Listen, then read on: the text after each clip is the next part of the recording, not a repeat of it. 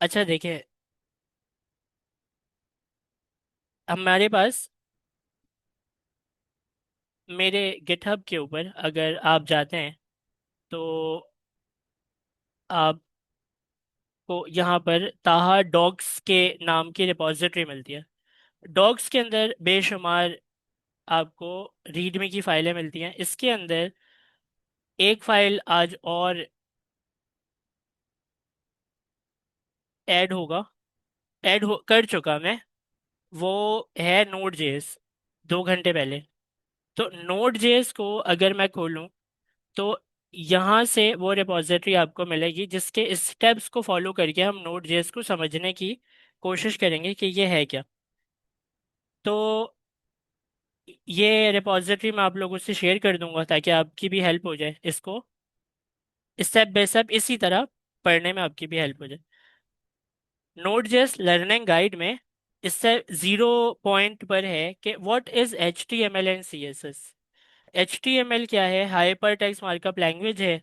और आपको पता है कि आप वेबसाइट जब भी बनाते हैं तो वो 3 लेयर के अंदर बनाते हैं। कौन कौन से लेयर? एक एच टी एम एल, एक CSS, सी एस एस, जावा। और एक जावा स्क्रिप्ट। बहुत आसान तरीके से अगर हम समझें तो जो इसकी शक्ल नज़र आ रही है वो एच टी एम एल, जो इस स्ट्रक्चर को दिखने में खूबसूरत इसको बना रही है वो सी एस एस है।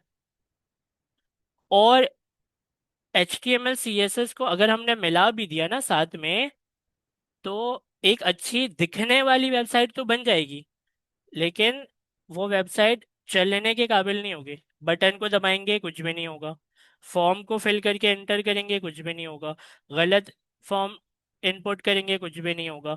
तो उसके अंदर यूं समझें कि जिस्म के अंदर जो असल रूह का काम करते हैं वो जावा स्क्रिप्ट करती है। जावा स्क्रिप्ट सर, से आपकी आवाज आज कम आ रही है थोड़ा। नहीं सही है। तो जावा स्क्रिप्ट जो है वो क्या है कि आपके इस वेबसाइट के अंदर जो इंटरेक्टिव बनाती है उसको, कि बटन दबाया तो उसके पीछे का लॉजिक जो है वो चल जाए। बटन को आपने छोड़ा तो अगर आप चाहते हैं कि बटन को जैसे ही आप लीव करें तो वहाँ पर कोई इवेंट चल जाए, तो ये सारी की सारी लॉजिक आप जावा स्क्रिप्ट में लिखते हैं। अगर जावा स्क्रिप्ट को H T M L C S S JavaScript के उससे हटा दिया जाए ना, तो आपकी वेबसाइट दिखने में तो दिखेगी लेकिन वो किसी काम की नहीं होगी। उसके बटन को दबाने से कुछ नहीं होगा, वो इंटरेक्टिव नहीं होगी आपकी वेबसाइट। तो जावा स्क्रिप्ट जो है वो इतनी इंपॉर्टेंट है। अच्छा देखें, यहाँ पर जावा स्क्रिप्ट है क्या? जावा स्क्रिप्ट ना एक लैंग्वेज है। लैंग्वेजेस और भी हैं, लैंग्वेजेस और भी हैं। यहाँ पर अगर आप इसको पढ़ें तो आप पढ़ेंगे कि जावा स्क्रिप्ट, जिसको शॉर्ट में हम जेएस भी कहते हैं, are dynamic programming language used for creating interactive effect on web pages. It can also be used in mobile app development framework like React Native. Java script जो है वो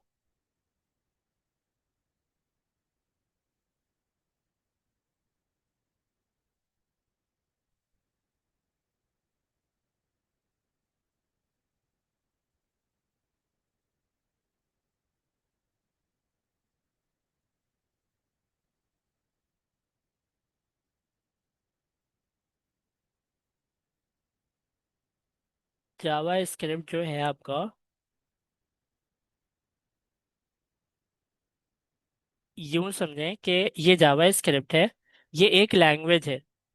ऐसी लैंग्वेज और भी है, फेमस लैंग्वेज बहुत सारी हैं। तो जो जावा स्क्रिप्ट है ना, ये भी एक फेमस लैंग्वेज है, ये हमें पता है। लेकिन जावा स्क्रिप्ट वेबसाइट नहीं बनाती। वेबसाइट बनाने के लिए आपको क्या करना पड़ता है? H T M L C S S का सहारा लेना पड़ता है। अब जी जावा सर। स्क्रिप्ट जो है वो एक फेमस लैंग्वेज है। क्यों? क्योंकि आसान है। C language, C plus plus, C sharp, इन सब से भी वेबसाइट बन जाती है। लेकिन वो सी प्लस प्लस की अगर हम बात करें तो वो मुश्किल लैंग्वेज है। जावा स्क्रिप्ट आसान लैंग्वेज है। आसान होने की वजह से बहुत सारे लोगों ने इस जावा स्क्रिप्ट को अडॉप्ट किया, और अडॉप्ट करते ही क्या हुआ कि उसको ब्राउज़र के लिए नेटिव लैंग्वेज बना दिया। कौन से ब्राउज़र के लिए? हर ब्राउज़र के लिए। अब अगर हम बात करें तो जावा स्क्रिप्ट जो है, ये है तो लैंग्वेज, ये तो हमें पता चल गया, लेकिन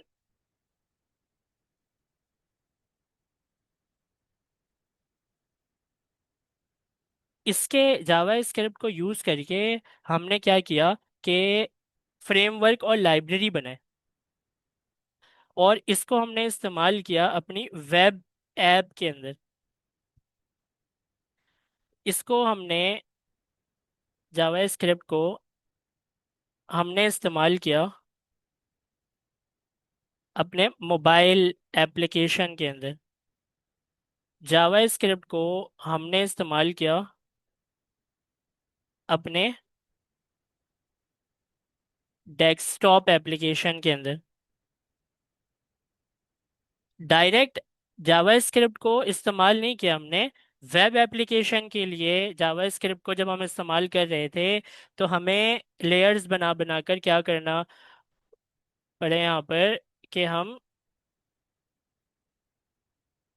फ्रेमवर्क और लाइब्रेरी के सहारे से इस काम को कर रहे थे। तो हमने क्या किया, रिएक्ट बना लिया।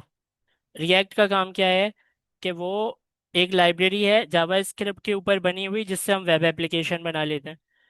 इसी तरीके से अगर हम मोबाइल एप्लीकेशन की बात करें, तो मोबाइल एप्लीकेशन, ये रिएक्ट हो गया। मोबाइल एप्लीकेशन जो है, जब आप इसको बनाते हैं तो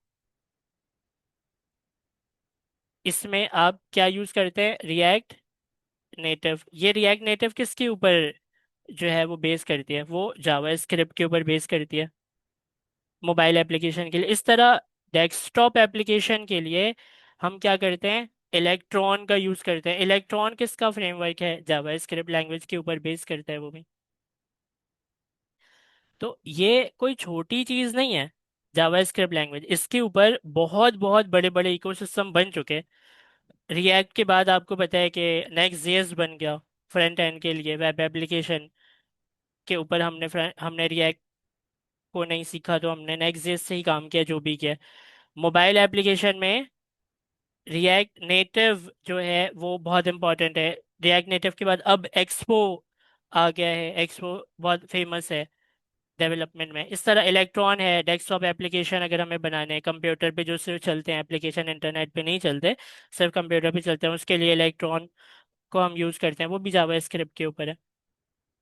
तो ये जावा स्क्रिप्ट जो है वो एक लैंग्वेज, सिंपल लैंग्वेज नहीं है। आप इसको सिंपल बनाया गया ताकि आप इसको इस्तेमाल करें, और इस्तेमाल करते हुए ना, पीछे जो इसका कंपाइलर है, वो कंपाइलर क्या करेगा, वो इसको कंपाइल कर देगा उस मशीन लैंग्वेज में जो आपको मुश्किल लगता है। जैसे कि देखें, अगर हम सपोज करें कि यहाँ हम लिखते हैं बिफोर द कोड रन, तो कोड के रन होने से पहले क्या होता है, हमारी एक फाइल होती है जैसे कि मेन डॉट जे एस की फाइल।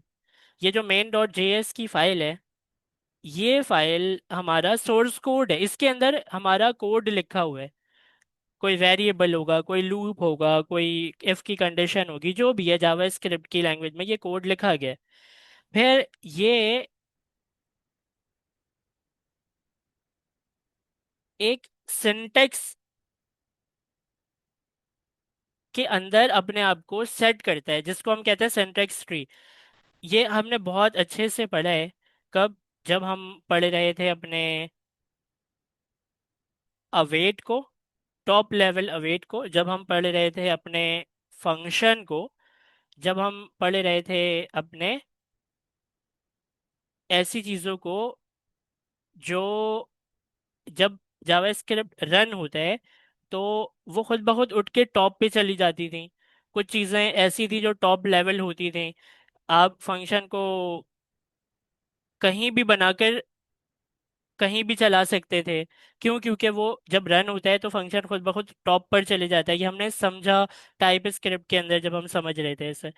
तो वो जो सिंटेक्स में जब आप अपने प्रोग्राम को चलाते हैं, तो चलाते हुए वो सिंटेक्स में अपने आप को खुद से अरेंज कर लेता है। तो उसको हम कहते हैं कि ये खुद से क्या करेगा, पार्स कर लेगा। ये पार्सिंग हम नहीं करते। पार्सिंग हर लैंग्वेज में होती है, लेकिन हम नहीं करते। उसके सिंटेक्स की जो भी अरेंजमेंट है, वो हम हमारा काम है कि कोड को लिखो, कौन सी चीज़ किस तरह एग्जीक्यूट होगी, वो सिंटेक्स ट्री अपने आप को खुद ही अरेंज करता है और पार्सिंग हो जाती है उसकी। ठीक है, उसके बाद अगर मैं इसको एक बॉक्स में बंद कर दूं, तो आप समझ पाएंगे कि आपके लिखे हुए जावा स्क्रिप्ट की फाइल या कोड को खुद ब खुद पार्सिंग के जरिए सिंटेक्स में अरेंज कर दिया जाता है। तो इसके बाद क्या होता है? इसके बाद ये होता है कि आपका JIT कंपाइलर आपकी इसको कंपाइल करता है। किसको कंपाइल करेगा? आपके फाइल को कंपाइल करेगा। अब जो JIT कंपाइलर है, इसको अगर मैं तो इसको मैं ऊपर कर देता हूँ। तो JIT जो कंपाइलर है, वो आपके लिखे हुए कोड को सबसे पहले बाइट कोड में कन्वर्ट करेगा, और बाइट कोड में कन्वर्ट करने के बाद क्या होता है, वो मशीन कोड में कन्वर्ट हो जाएगा। तो एट द एंड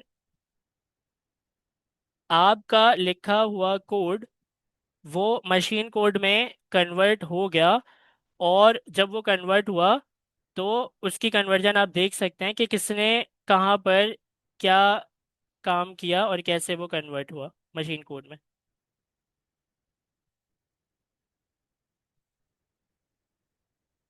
अच्छा, अब क्या है, यहाँ तक तो हमें ये बात समझ आ गई कि हम जो लिखते हैं वो मशीन कोड में कंपाइलर के ज़रिए कन्वर्ट हो जाती है वो चीज़। और JIT कंपाइलर है वो पहले बाइट कोड में इसको कन्वर्ट करके फिर मशीन कोड में कन्वर्ट कर देती है। ये सारी बातें सही हैं, ठीक है, और शायद ये अभी हमें याद है, बाद में हम भूल भी जाएं। लेकिन जब आप कोड एग्जीक्यूट करते हैं ना, तो कोड एग्जीक्यूशन के टाइम पर आपको ये याद रखना चाहिए कि आपका कोड जो है वो मशीन कोड में कन्वर्ट होने के बाद एग्जीक्यूट होता है। मतलब अगर मैं यहाँ पर कोड को एग्जीक्यूट करूँ, तो आपका कोड कैसे एग्जीक्यूट होता है?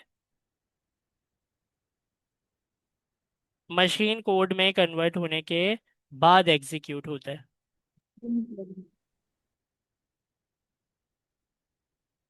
दोबारा से अगर आप इसको देखें तो कोड चलता किस तरीके से, आप एक फाइल लिखते हैं कि वेरिएबल का नाम लिखा आपने, नेम इज इक्वल टू ताहा।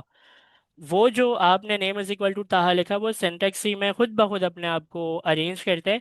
JIT कंपाइलर का काम होता है कि उसको बाइट कोड में कन्वर्ट करे, और वो मशीन कोड में कन्वर्ट होकर कोड को एग्जीक्यूट करके आपके टर्मिनल पर दिखा देता है, या आपके ब्राउज़र पर दिखा देता है। तो ये कुछ चीज़ें हमने इसकी समझ लें कि कोड जो है वो चलता किस तरह है।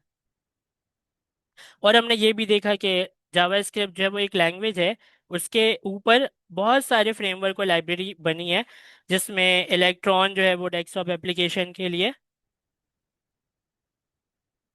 रिएक्ट नेटिव जो है वो मोबाइल एप्लीकेशन के लिए, और जो इलेक्ट्रॉन है वो डेस्कटॉप एप्लीकेशन के लिए। हमने यहाँ पर इसको समझ लिया। तो यहाँ तक तो हो गई टेक्निकल बात, इंटरनली चीज़ें हो गई जो जिसको हम कंट्रोल नहीं करते, ये खुद ब खुद हो रही होती हैं ये चीज़ें। ठीक है, उसकी जो भी टेक्नोलॉजीज़ हैं वो, और किस तरीके से कोड एग्जीक्यूट होता है वो, ये सारी चीज़ें खुद ब खुद हो रही होती हैं। अब जो ये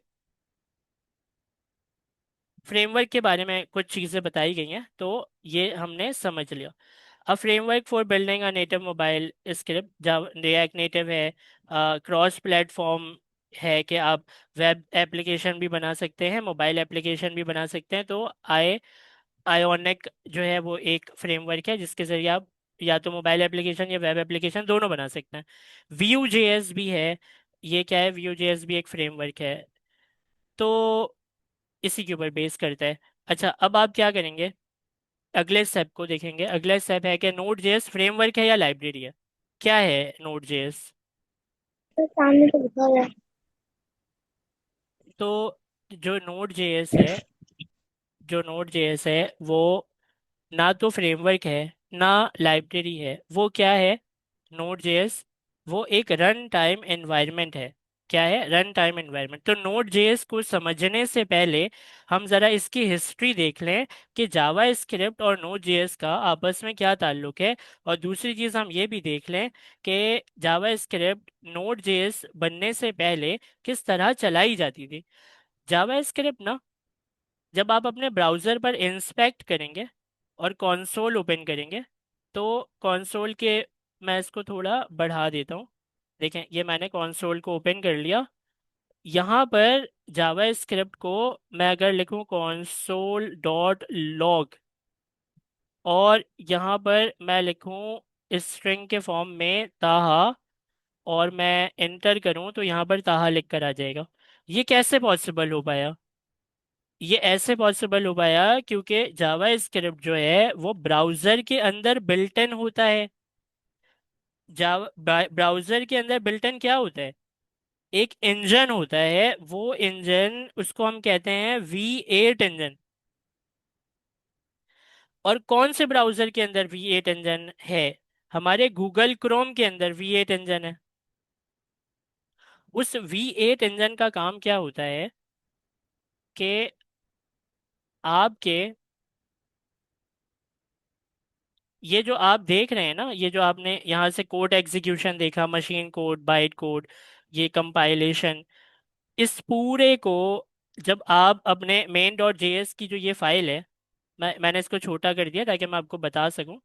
इस मेन डॉट जेएस की जो ये फाइल है, इसके पूरे इस स्ट्रक्चर को आप यूं समझें कि ये क्या है, आपका V8 इंजन ही तो है जो आपके जावा स्क्रिप्ट को कोड एग्जीक्यूशन तक पहुंचा रहे। मतलब अगर मैंने ब्राउज़र में console डॉट लॉग लिखा, तो ये console डॉट लिखना, इसको सिंटेक्स ट्री में अरेंज करना, इसको जीआईटी कंपाइलर में वो करना, कंपाइलेशन के लिए देना, जिससे बाइट कोड में कन्वर्ट हो, फिर मशीन कोड में कन्वर्ट हो, फिर कोड एग्जीक्यूट हो जाए।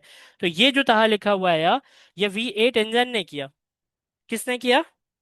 V8 इंजन ने किया। लैंग्वेज हमने लिख कर चला दिया, उस लैंग्वेज को समझकर एग्जीक्यूट करवाया किसने? V8 इंजन ने करवाया। अब ये जो V8 इंजन है, ये आपके किसके अंदर है? ब्राउजर के अंदर है, गूगल क्रोम के अंदर है। गूगल क्रोम के ब्राउजर में V8 इंजन है। तो अगर दूसरे ब्राउजर है ना, जैसे कि फायरफॉक्स मोजिल्ला है, आप लोगों ने फायरफॉक्स मोजिल्ला देखा है? जी सर, देखते हैं। फायरफॉक्स मोजिल्ला जो है, वो यहाँ पर हम खोल भी सकते हैं। फायरफॉक्स मोजिला की तस्वीर आप में से किसी के पास होगा, कुछ लोग यूज करते हैं इसको। तो ये जो ब्राउजर है, इसके अंदर V8, इसके अंदर जावा स्क्रिप्ट चलता तो है। तो क्या इसके अंदर भी V8 इंजन होगा जो जावा स्क्रिप्ट को चला पा रहे? क्या लगता है आपको? सर होना चाहिए। होना तो चाहिए, हर ब्राउजर पे तो। होना चाहिए ना, वरना जावा स्क्रिप्ट कैसे चलेगा? हमें तो यही पता है ना, हमें तो यही समझ में आती है बात। लेकिन उसके अंदर, मोजिला फायरफॉक्स के अंदर उसका V8 इंजन नहीं होता। उसके अंदर क्या होता है? Spider monkey. स्पाइडर मंकी जो है वो जावा स्क्रिप्ट को क्या करता है? एग्जीक्यूट। जैसे गूगल क्रोम में V8 इंजन आपके जावा स्क्रिप्ट का इंजन है ना, वैसे ही फायरफॉक्स का इंजन, जावा स्क्रिप्ट का इंजन कौन है? Spider monkey. और जो एप्पल मैक वाले जो हैं, उनका जो ब्राउजर है सफारी ब्राउजर, सफारी ब्राउजर जो है ये वाला, इसको, ये जावा स्क्रिप्ट को किस तरह चलाता है? इसके अंदर क्या है? नाइट्रो, जो कि जावा स्क्रिप्ट का इंजन है।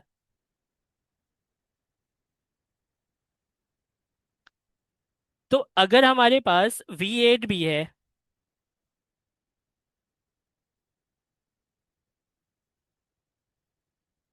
और हमारे पास स्पाइडर मंकी भी है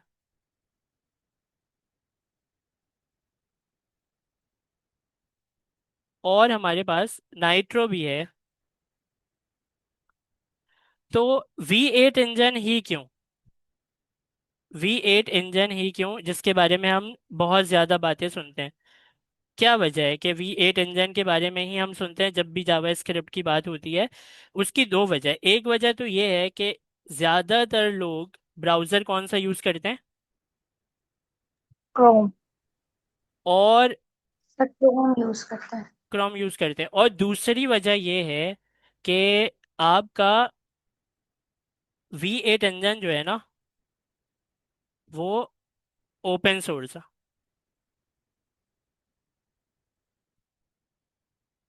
आपका V8 इंजन क्या है? ओपन सोर्स है। इसका पूरा कोड रखा हुआ है। अगर आप जाएं गूगल पर और जाकर इसको आप बोलें कि V8 इंजन गिटहब, आप ये देखें ऑफिशियल V8 इंजन गिटहब की रिपॉजिटरी आप अपने पास क्लोन करें, और क्लोन करके आप इसको जो करना है आप इसके साथ करते रहें। ये गिटहब का कोड ऑफिशियली रखा हुआ है। V8 यहाँ पर देखें लिखा हुआ है ना। तो ये है, क्या है? ये है ओपन सोर्स। अच्छा, ये जो दूसरा है, जैसे कि अगर हम बात करें स्पाइडर मंकी की, तो ये क्या है? क्लोज सोर्स है। और नाइट्रो जो है, ये भी क्लोज सोर्स है। तो अब यहाँ से होगी हमारी नोड जेएस की कहानी शुरू। हुआ ये कि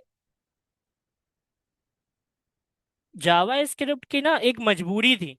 वो मजबूरी क्या थी? वो मजबूरी ये थी कि ये ब्राउज़र के अलावा चलता नहीं है कहीं। अगर जावा स्क्रिप्ट की एक फ़ाइल आपने बना दी और उस फाइल को एग्जीक्यूट करवाना है, तो एग्जीक्यूशन पहले कैसे करते थे हम? ब्राउज़र के ऊपर करते थे। जैसे कि यहाँ पर आप देख रहे हैं ना, कंसोल में जो आपको रिजल्ट नज़र आ रहे हैं, तो यहाँ पर चलाकर आपको रिजल्ट नज़र आएगा। आप यहाँ पर console डॉट लॉग लिख रहे हैं, यहाँ पर आपको दिखा रहे हैं वो। यहाँ पर आप उसको कहेंगे कि भाई console डॉट लॉग अगेन, इसके अंदर आप इसको कहेंगे कि 2 को प्लस कर दो 5 से, एंटर, तो 7 रिजल्ट आ जाएगा। तो ये V8 इंजन ने जावास्क्रिप्ट के कोड को समझ के रिजल्ट दे दिया, हमें कोड एग्जीक्यूट करवाया, रिजल्ट दे दिया। तो हुआ ये कि ये मजबूरी जो है ना, ये इससे हमें अपनी जान छुड़ानी थी कि जावास्क्रिप्ट जब भी एग्जीक्यूट हो रहा है तो कहाँ पर एग्जीक्यूट हो रहा है? ब्राउजर के अंदर एग्जीक्यूट हो रहा है। आपने फाइल बनाकर देखना है तो कहाँ पर आना है आपको? ब्राउजर पर आना है और यहाँ पर देखना है। तो हमने किया ये कि पहले तो ये पॉइंट नंबर 4 को समझ लेते हैं कि can you run JavaScript outside the browser? क्या हम ब्राउजर से, ब्राउजर के बाहर हम जावास्क्रिप्ट को यूज कर सकते हैं? पहले नहीं कर सकते थे, लेकिन अब कर सकते हैं। उसकी वजह क्या है और कैसे, वो हम अभी देखते हैं। तो हुआ ये कि एक बंदा था, रेयान दहल नाम का, और इसने क्या किया? इसने ये किया कि ये देखा कि जावा स्क्रिप्ट जो है ना, उसको जब भी एग्जीक्यूट करना होता है तो उसके एग्जीक्यूशन के लिए हमें ब्राउज़र पर जाना पड़ता है। तो जावा स्क्रिप्ट स्क्रिप्ट को रन करवाने के लिए एनवायरनमेंट आपको कहाँ पर मिलता है?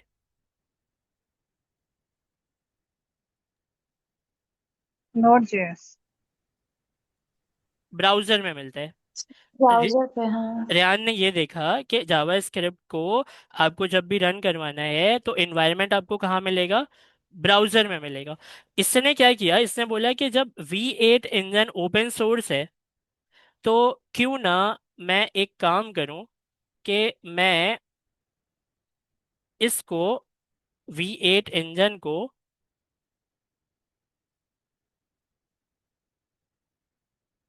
मैं CSS जो कि मशीन लैंग्वेज है, C++ का यूज़ करके मैं क्यों ना ऐसा करूं कि एक अलग से रन टाइम एनवायरनमेंट ही बना दूं, जिसमें क्या हो कि हमारा जो जावा स्क्रिप्ट है वो हम चला पाए कहाँ पर, ब्राउजर के बाहर। और ब्राउजर उसका पे। नाम रख दिया इसने नोड नोड जे। जेएस। तो सर्वर पे सर। नोड जे सिंपल क्या है, जो V8 इंजन ब्राउजर के अंदर जावास्क्रिप्ट को चला पा रही थी, उस V8 इंजन को निकाल के C++ के रैपर को चढ़ा के, मतलब क्यों ये रैपर क्या है ये मैं अभी आपको थोड़ी देर में समझाऊंगा, लेकिन उसमें कुछ चीज़ें एडिशनली इस हिसाब से सेट करके कि ब्राउज़र के बाहर जब वो निकले तो उसको कोई प्रॉब्लम ना हो। और उसके पहले से लिखे हुए कोड को, जो कि कंपैटिबल था किसके साथ, गूगल क्रोम ब्राउज़र के साथ, जब उसको बाहर निकाला तो जाहिर है कुछ ना कुछ चीज़ें तो री इम्प्लीमेंट करना पड़ती होंगी ना कोड में। तो उसमें जो री इम्प्लीमेंटेशन हुई, उसका रैपर चढ़ाकर उसने, हम रैपर बोलते हैं वैसे, लेकिन आप यूँ समझें कि कोड में उसने छेड़खानी करके क्या किया कि उसको इस काबिल बनाया कि V8 इंजन जो है वो C++ के उसके कोड के साथ नोड जेएस की शक्ल में जावा स्क्रिप्ट को चला सके, कहाँ पर, ब्राउज़र के बाहर। अब जावास्क्रिप्ट जो है वो ब्राउज़र के अंदर भी चलती है और ब्राउज़र के बाहर भी चलती है। तो अगर यहाँ पर हम पढ़ें इसको, तो यहाँ पर लिखा हुआ है node JS was created by Ryan Dahl using the V8 engine which complies JavaScript to machine code and C++ to create a runtime environment that allow JavaScript to run outside the browser। पहले हमारी मजबूरी क्या थी, हमें browser खोलना पड़ता था sir शायद। ब्राउज़र खोलना ब्राउजर के पड़ता था। अंदर ही है। ब्राउजर पे। हमने अब क्या किया, हमने अब ये किया कि नोड जेएस को बनाकर एक अच्छा काम ये किया। आउटसाइड द ब्राउजर भी हम यूज कर सकते आपको अगर ये नज़र आ रहे हैं तो हम यहाँ पर लिखेंगे console.log ताहा इंटर, console की स्पेलिंग गलत लिखी है मैंने, हैं सर। console। नोट दरअसल ये हम अपने कमांड प्रॉम्प्ट पे चलाएंगे सर। नहीं, नोड वही है, कमांड प्रॉम्प्ट पे हमने इससे पहले चलाया नहीं कभी। वही जो VS कोड का कमांड प्रॉम्प्ट है, ये कमांड प्रॉम्प्ट है, दोनों एक ही है। और ये वही है। ये अच्छा। चल क्यों रहा है, क्योंकि हमने नोड इंस्टॉल किया हुआ है पुराने वक्त में अपने। जी सर जी।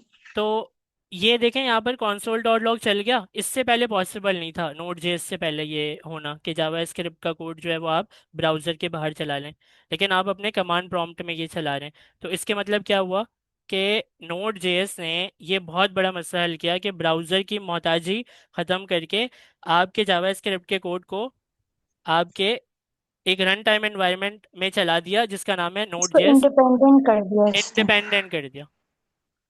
ठीक है सर। अब हमें ये समझना है कि इस सवाल को अब हमें ये समझना है कि नोड जेएस जो है, दोबारा से ये बताएं कि क्या वो फ्रेमवर्क है या लाइब्रेरी है।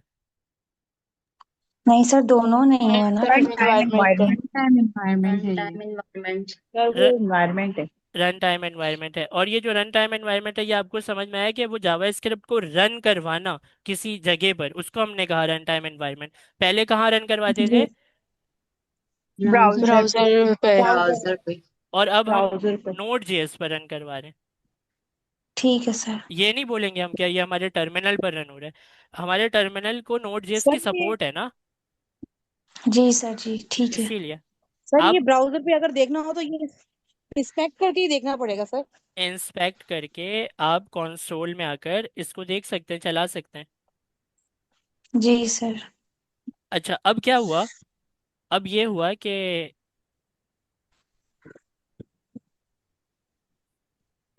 सर मैं बोल नहीं रही लेकिन मैं ग्रिप नहीं गई। अच्छा अब क्या है कि you can run node JS outside the browser, समझ गए। Download node JS LTS version. अब ये क्या है? नोड जेएस बेसिकली आपका रन टाइम एनवायरनमेंट जो है उसको आपके, देखें मैं आपको एक चीज़ समझाता हूँ। ये मेरा टर्मिनल है जिसमें मैंने अभी console डॉट लॉग चलाया। अगर मैं यहाँ पर लिखूँ console डॉट लॉग और यहाँ पर मैं लिखूँ ताहा और एंटर करूँ, तो क्या ये चलेगा कि नहीं चलेगा? ये बताएं। स्पेलिंग भी सही है इस दफ़ा कंसोल की। सर चले नहीं नहीं चलेगा चलेगा। सर। नहीं क्यों नहीं नहीं चलेगा। चलेगा? चलेगा क्यों नहीं चलेगा? क्योंकि क्योंकि आपने नोड नोट नहीं है सही है। नहीं है। नोड नोट का एनवायरनमेंट नहीं है। सिंपल कमांड प्रॉम्प्ट है। नोड का एनवायरनमेंट नहीं है, तो इसीलिए ये कहेगा console dot log is not recognise. लेकिन अगर हमें चलाना है तो हमें क्या लिखना पड़ेगा? पहले नोड, नोड पहले और नोड नोट लिखेंगे। उसके बाद नोट हम लिखना लिखे ना पड़ेगा। console डॉट लॉग था, तो ये दिखा देगा था। जी सर। तो सर तो मतलब हमें पहले रन टाइम एनवायरनमेंट बनाना पड़ता है ना। ये कैसे बनता है? ये आता कैसे? ये नोड यहाँ पर आया कैसे? वैसे तो आप सबके पास ये नोड है। मैं जरा आपको जी। ये बताऊं कि अगर आपको ये चेक करना है कि आपके पास नोड है कि नहीं है, तो आप क्या करेंगे? आप यहाँ पर लिखेंगे नोड और -v। इससे आप इसका वर्जन देख सकते हैं। अगर आपको वर्जन दिखा रहे हैं तो इसके मतलब वो आपके लैपटॉप में मौजूद है। तो ये लैपटॉप और में है। आया जी कैसे? आपने पुराने वक्त में टाइप स्क्रिप्ट के टाइम पर जब आप लैंग्वेज सीख रहे थे, तो VS कोड जब आपने इंस्टॉल किया तो उसके साथ नोड जेएस भी इंस्टॉल किया। तो यहाँ पर आप अगर गूगल पर आए और गूगल पर आकर लिखें कि नोड जेएस, तो आपको नोड जेएस की वेबसाइट मिल जाएगी। इस वेबसाइट में यहाँ पर क्या लिखा हुआ है? नोड जेएस का असल मकसद लिखा हुआ है यहाँ पर कि जावा स्क्रिप्ट को रन कर पाए ये कहीं भी। रन जावा स्क्रिप्ट एवरीवेयर। हर जगह। तो यहाँ पर आपको LTS वर्जन मिलेगा। LTS वर्जन मतलब ये होता है कि इसका नोड जेएस का जो ऐसा वर्जन जो कि अभी स्टेबल है, वो लॉन्ग टर्म सपोर्ट होता है LTS के मतलब। Tom Tom. तो यस आपको सर। उसको क्या करना है? इंस्टॉल कर लेना है। वैसे आपको करना नहीं है, पहले आपको चेक करना है कि आपके पास है कि नहीं है। अगर आपके पास नहीं है तो मुझे नहीं लगता आप में से किसी के पास भी ये नहीं होगा, सबके पास होगा। लेकिन इंस्टॉलेशन, अच्छा तो मैंने डाउनलोड्स के ऊपर क्लिक किया और मैं कहाँ पर आ गया? मैं आ गया यहाँ पर। इस जगह पर मुझे कुछ करंट वर्जन नज़र आ रहे हैं और एक है 11.1। इसके साथ LTS लिखा है, किसके साथ? 18.0 के साथ, और 19.4 के साथ भी लिखा है। तो ये जो लॉन्ग टर्म सपोर्ट है ना, ये इस चीज़ की निशानी है कि ये स्टेबल वर्जन है। स्टेबल वर्जन, आप चाहे नोड का वर्जन 22.18 कर लें। मेरा वाला कौन सा था हम देखते हैं। आप लोगों का वर्जन जो भी है वो भी आप चेक कर सकते हैं। नोड बट डैश 20 था हमारा। 22.16, ठीक है, मेरा ये है। तो 22.16 मतलब स्टेबल वर्जन में ही मेरा जो नोड है वो स्टेबल वर्जन में ही है। अब यहाँ पर नोड को डाउनलोड करना है तो फिर आप इसको क्लिक करेंगे, और क्लिक करते ही आप यहाँ पर ये रहा विंडोज़ इंस्टॉलर पर क्लिक करेंगे और आप डाउनलोड कर लेंगे। लेकिन आप डाउनलोड करने से पहले चेक कर लीजिएगा नोड-v करके। अगर आपके पास ये दिखा रहे हैं तो आपको करने की ज़रूरत नहीं है, मतलब आपने कभी ना कभी नोड को इसमें क्या डाउनलोड करके इंस्टॉल किया ही होगा, तभी ये दिखा रहे हैं। ठीक है, तो मैं इसको भी सर बंद ये करता हूँ। 20 है मेरे पास। तो आप इसे सर अब, मेरे सर पास लेटेस्ट वर्जन कैसे कर सकते हैं? लेटेस्ट करें या नहीं? सर मेरे पास 24 है, 24। ठीक है, मेरे पास अभी 20 आ रहा है। अभी आप लोग परेशान मत हो, जो है वो सही है। अच्छा, अब क्या करना है? Check node in CMD by writing node. ये वही तरीका बताया गया है कि आप अपने कमांड प्रॉम्प्ट में, अगर आपको चेक करना है तो आप क्या करेंगे? यहाँ पर लिखें नोड, और नोड लिखने के बाद फिर आप इसके नोड के एनवायरनमेंट को क्या कर सकते हैं? यूज़ कर सकते हैं। और अगर आपको इससे बाहर निकलना है तो आप Ctrl+D को प्रेस करेंगे, डी को, तो वो क्या करेगा? आपको बाहर निकाल देगा। तो ये हो गया, आपने इसको भी समझ लिया। अब हेलो वर्ल्ड हम करके देखते हैं किसमें? नोड में। मतलब आप लोग, मैंने तो कर लिया, अब आप लोग अपने CMD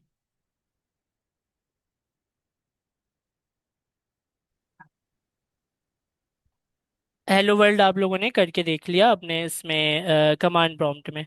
ठीक है, अब जो है आपको अगर एक, हाँ हम अब आ जाते हैं कि हमने कमांड प्रॉम्प्ट में तो चला लिया, लेकिन एक्चुअल में अब हमें चलाना है इसको वीएस कोड में।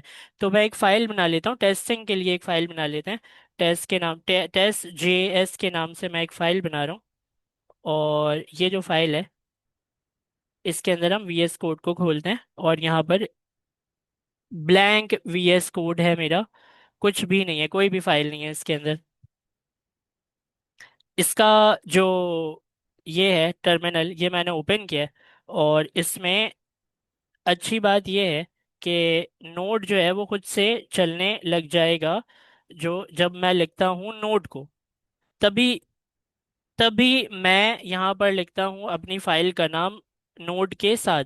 क्यों? क्योंकि मेरा जो सीएमडी है वो मेरे लिखे हुए नोड की वजह से एक तो नोड में कन्वर्ट हो जाए, मतलब एक्टिव हो जाए, और जिस भी फाइल का नाम मैं लिखूं उस फाइल के अंदर लिखा हुआ कोड वो चला दे। ठीक है, तो ये वाली चीज़ जरा हम करके देखते हैं, लेकिन उसके लिए हमें क्या बनानी पड़ेगी, पहले एक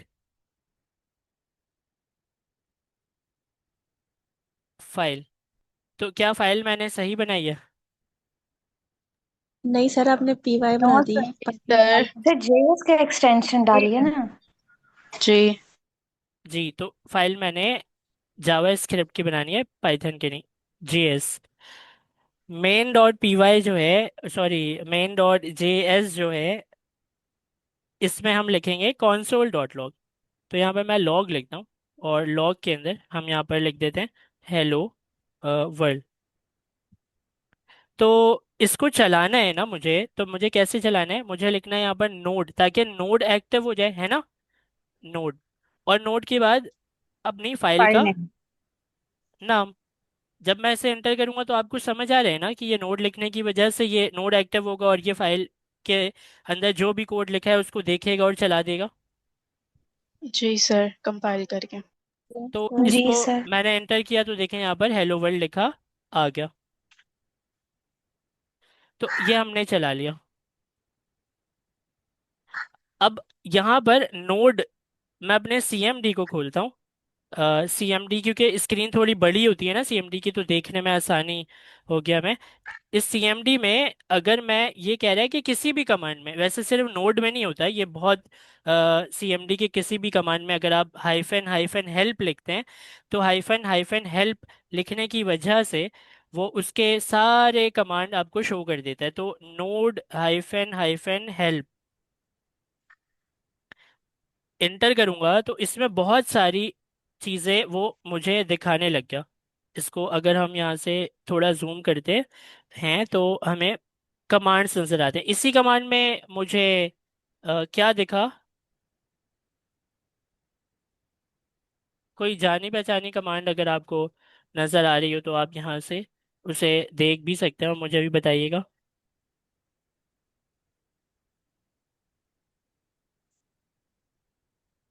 सर मुझे तो कुछ जाना पहचाना नहीं लग रहा। यहाँ पर इतनी सारी चीज़ें हैं, तो बिल्कुल। वॉच, वॉच हमने देखा था। वॉच, हाँ वॉच को हम हाँ, देख वॉच सकते हैं। मोड। वॉच मोड को हम देख सकते हैं। तो वॉच मोड क्या होता है, यहाँ से वॉच मोड को चेक करते हैं। हाइफन हाइफन वॉच कह रहे हैं कि ये है रन इन वॉच मोड। ठीक है, तो इसको चला कर देखते हैं। हम इससे बाहर सर ये वॉच वही है ना जो आप अगर हम कुछ चेंजिंग्स करते हैं तो ये उसको देखता रहता है, ये वही कमांड है। मेरे ख्याल से तो ये वॉच मोड वही है। तो ये कैसे चलता है, आए ज़रा हम अपने पाइथन की, सॉरी, जावा स्क्रिप्ट की फाइल को इस तरह लिखते हैं कि console डॉट लॉग में मैं यहाँ पर लिखता हूँ, ऊपर एक बनाते हैं वेरिएबल कॉन्स्ट, बल्कि कॉन्स्ट नहीं, हम यहाँ पर बनाते हैं अ, बल्कि बनाने की ज़रूरत नहीं है, सिंपल यहाँ पर मैं इस तरीके से लिखूंगा,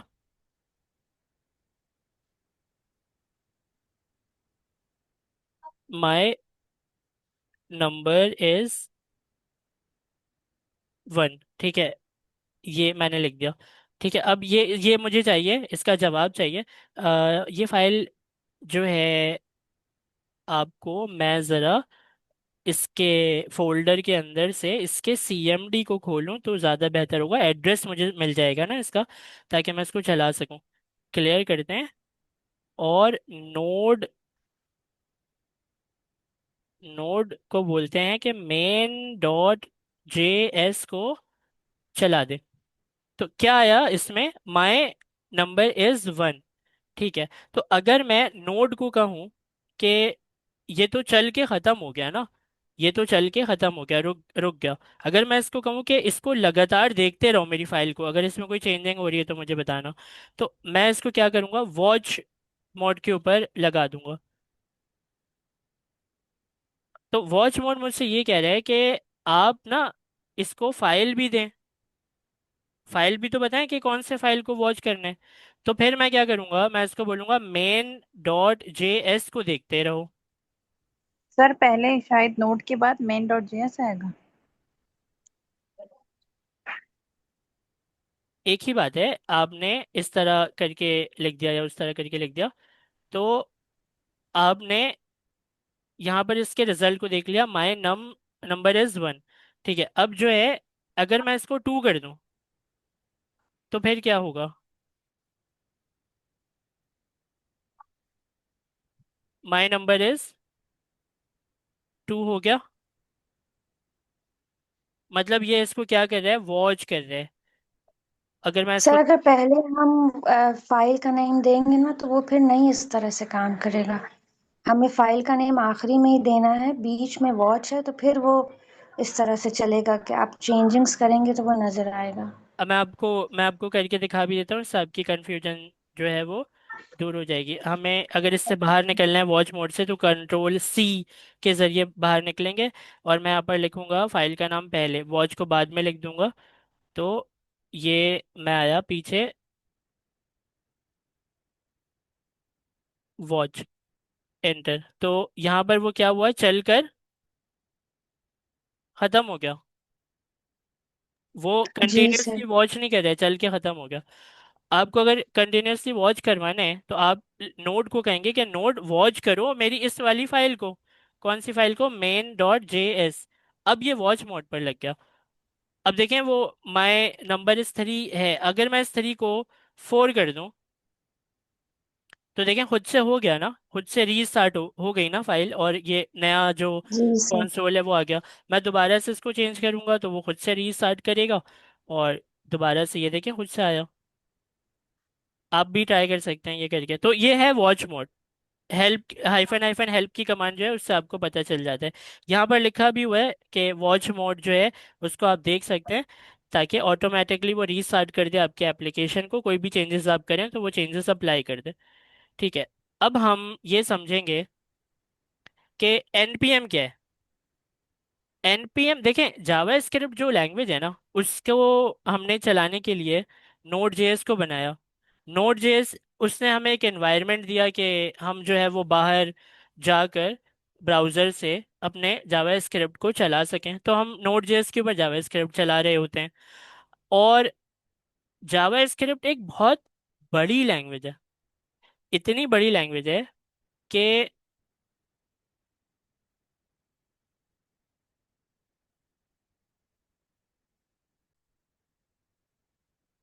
अच्छा एनपीएम देखिए, मैं आपको ये बता रहा था कि जावा स्क्रिप्ट ना एक बहुत ही फेमस लैंग्वेज है, और जैसे कि पाइथन भी एक बहुत फेमस लैंग्वेज है। तो हमें फ़ायदा ये है इस फेमस लैंग्वेज का कि बहुत सारे लोगों ने बहुत सारे कोड को लिखकर एक जगह पर रख दिया है, और वो अलग अलग काम के कोड हैं। आपको मुख्तलिफ कामों के लिए मुख्तलिफ कोड, दूसरे लोगों का लिखा हुआ कोड आपको मिल जाता है, उसको हम कहते हैं मॉड्यूल। तो या पैकेजेस, पैकेजेस भी कह सकते हैं, मॉड्यूल भी कह सकते हैं, एक ही बात है। तो जो नोड है ना, नोड, ये नोड जब आप इंस्टॉल करते हैं ना, तो नोड जो है वो अपने साथ एक पैकेज मैनेजर भी लेकर आता है। पैकेज मैनेजर के मतलब क्या है, पैकेज मैनेजर के मतलब वो चीज़ जो पैकेजेस को मैनेज करे। अच्छा, ये इस पता कैसे चलेगा कि ये भी नोट के टाइम पर हमारे पास आया है कि नहीं।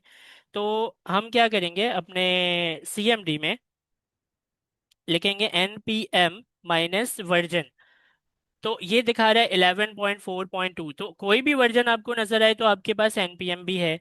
ये npm जो है ये नोड इंस्टॉल करते टाइम फ्री में मुफ्त में हमें मिल जाता है। ये npm के एब्रीवेशन को अगर हम देखें तो ये है नोड पैकेज मैनेजर।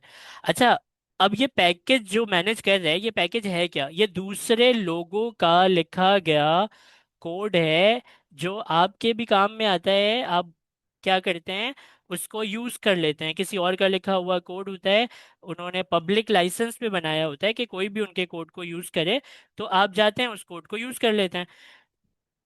तो बहुत सारे लोगों ने ना जो कोड लिखा, उन लोगों को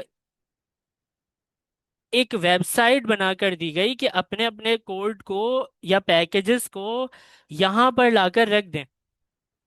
और अगर आप देखना चाहें तो वो यहाँ पर आप देखेंगे कि एन पी एम की वेबसाइट अगर आप खोलें, npm होम खोलते हैं, तो ये npm की वेबसाइट है। ये क्या है, take your JavaScript development up to a notch. यहाँ पर आप क्या कर सकते हैं, बहुत सारे पैकेजेस यहाँ पर अवेलेबल हैं। आप यहाँ पर पैकेजेस ढूंढ सकते हैं, वो आपको मुख्तलिफ किस्म के पैकेजेस यहाँ पर दिखा देगा।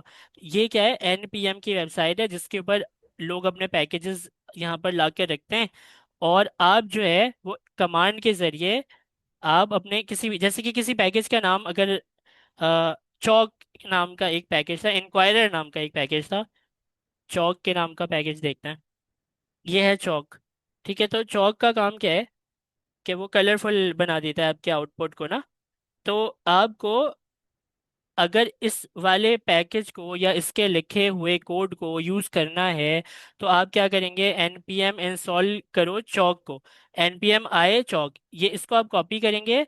और कॉपी करके आप क्या करेंगे, चाहे इस वाले टर्मिनल में या आप वीएस कोड के टर्मिनल में, किसी भी टर्मिनल में आकर आप जब लिखेंगे npm आए चौक, तो ये चौक के पैकेज को इंस्टॉल करेगा। कौन इंस्टॉल करेगा? npm। npm का काम यही था ना, पैकेज को मैनेज करो। ये पैकेज कहाँ रखा हुआ है? npm की वेबसाइट पर। तो अगर हम ये कमांड लिखेंगे npm इंस्टॉल करो चौक को, तो ये अपनी वेबसाइट से लाके आपके लोकल लैपटॉप में npm आए चौक क्या करेगा, आपके लैपटॉप में इसको इंस्टॉल कर देगा। और ये मॉड्यूल आपके पास या ये पैकेज आपके पास भी आ जाएगा। फिर आप जो है वो कलरफुल प्रिंट भी करा सकते हैं, जैसे यहाँ पर इन्होंने बताया कि ये पैकेज किस काम में आता है, ये इस काम में आता है। अभी हमारा जो प्रिंट है वो ऐसे वाइट वाइट कलर में आ रहा है, लेकिन जब हम चौक के जरिए इसको ग्रीन, रेड, येलो इस तरह के कलर भी दे सकते हैं। तो ये भी एक चीज़ है, पैकेज मैनेजर npm। तो ये भी हमें समझ में आ गया कि पैकेज मैनेजर क्या है। बहुत सारे लोगों ने जो कोड लिखा उसको हमने बोल दिया कि यहाँ पर आकर अपने कोड को रख दें ताकि हम पब्लिकली उसको यूज़ कर पाएं। तो ये चीज़ भी क्लियर है हमें, है ना, कि npm अलग है, नोड अलग है। npm क्या है, नोड पैकेज मैनेजर है।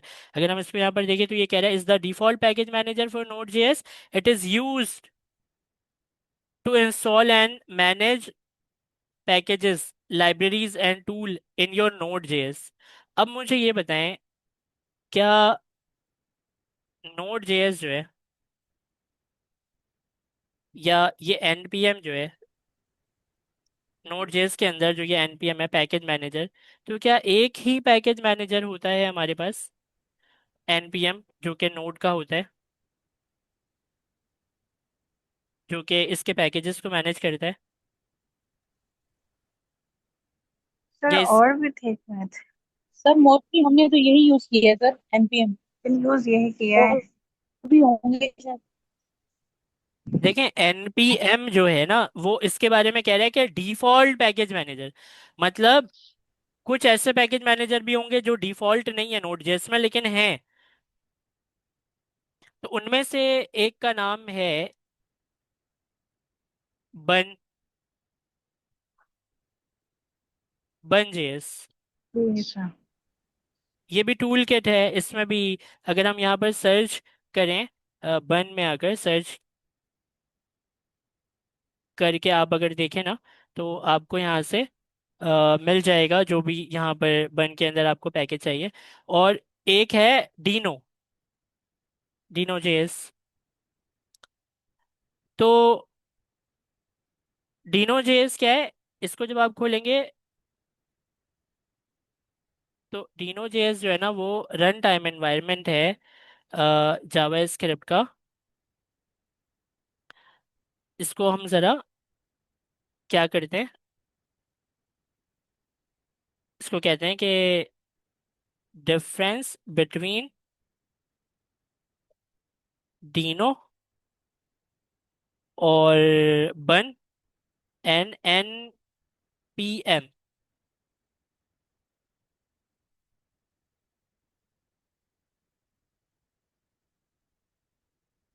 देखिए डीनो क्या है, वो रन टाइम एनवायरनमेंट है।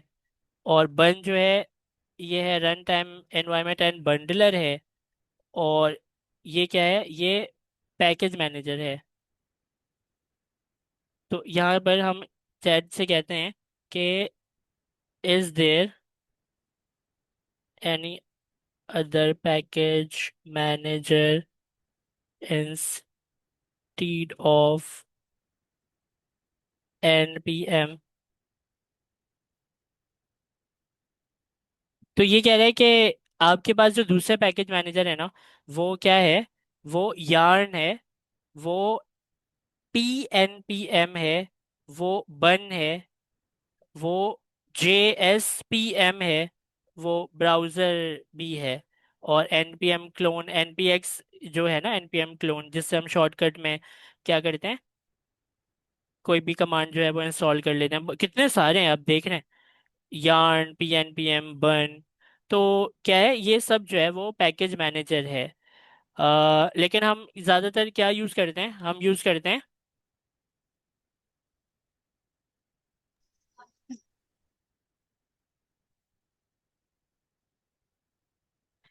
npm को। तो हमें यहाँ तक कुछ बातें तो समझ आ ही गई ना। उनमें से क्या बातें समझ में आ गई कि जावास्क्रिप्ट क्या है, चलता कैसे है। यहाँ पर आपको समझाने के लिए बताया गया है कि पहले से जब आप जावास्क्रिप्ट को चलाते थे तो आप ब्राउज़र के ऊपर चलाते थे, है ना। और नोड क्या है, वो एक रन टाइम एनवायरनमेंट है, वो आपको परमिशन देता है कि आप जावास्क्रिप्ट को ब्राउज़र से बाहर भी चला लें, अपने लैपटॉप में चला लें, या अपने किसी सर्वर में चला लें, कहीं भी चला लें जहाँ पर नोड है वो सपोर्ट करेगा जावास्क्रिप्ट लैंग्वेज को, वो चला देगा। तो क्या ये दोनों एक ही है? क्या जो चीज़ें यहाँ चलेंगी ब्राउज़र पर वो नोड पर भी चलेंगी? जावास्क्रिप्ट की जो चीज़ें यहाँ चलेंगी वो जावास्क्रिप्ट की चीज़ें सारी की सारी नोड पर भी चलेंगी? जी सर, चलनी चाहिए। सर जी सर चलेंगी। ऐसा नहीं है। उसकी वजह क्या है कि अगर आप यहाँ पर आए और यहाँ पर आने के बाद कमांड लिखें, console डॉट लॉग को मैं मिटा दूं और यहाँ पर मैं लिखूं अलर्ट, अलर्ट को मैं लिखकर यहाँ पर मैं बोलूँ आई एम अलर्ट, इसको मैं अगर चलाऊं, ये यहाँ नहीं चलेगा, ब्राउजर पे चलेगा ना सर। नोड को मैं कहूँ कि मेरे मेन डॉट जेएस की फाइल को चलाओ, तो ये क्या कहेगा मुझसे, ये कहेगा कि alert is not defined, reference error, alert is not defined. तो क्या मैंने गलत कोई स्पेलिंग लिख दी? अगर मैं इस पूरे को कॉपी करूं और एज इट इज उठाकर मैं अपने ब्राउज़र पर जाऊं, यहाँ पर ब्राउज़र को क्लियर कर देता हूँ, मैं यहाँ पर लिखूं मैं अलर्ट, और अलर्ट को मैं यहाँ पर लिखूं आई एम अलर्ट। तो ऊपर देखें, यहाँ पर आई एम अलर्ट लिखा हुआ आ गया, एक विंडो खुली और आई एम अलर्ट लिखा हुआ आ गया। तो यहाँ तो ये चल गया, और कहाँ नहीं चला? नोट जेएस में। नोड जेएस पे। नोट पे नहीं चला, नोट पे नहीं चला। नोड पर नहीं चला। तो इसके मतलब ये हुआ कि कुछ चीज़ें जो ब्राउज़र के अंदर जावास्क्रिप्ट की सपोर्टेड हैं वो नोड जेएस के अंदर नहीं चलती हैं। नहीं। और जैसे आपने अभी अलर्ट को देखा, वो क्यों नहीं चल रही हैं? क्योंकि यहाँ पर आपको समझना पड़ेगा कि जो जावा स्क्रिप्ट है वो तो एक लैंग्वेज ही है। जब आपका है एक ब्राउज़र और एक है नोड जेएस, इन दोनों में हम सेम लैंग्वेज यूज़ करें, जावा जेएस लिख देता हूँ मैं। अब जो ये जावा स्क्रिप्ट है, ये जावा स्क्रिप्ट इस ब्राउज़र को भी मैंने दिया, ये जावा स्क्रिप्ट मैंने नोड जेएस को भी दिया। ये जो दोनों के दोनों है ना, इन दोनों में क्या है कि एक में ब्राउज़र के अंदर है V8 इंजन,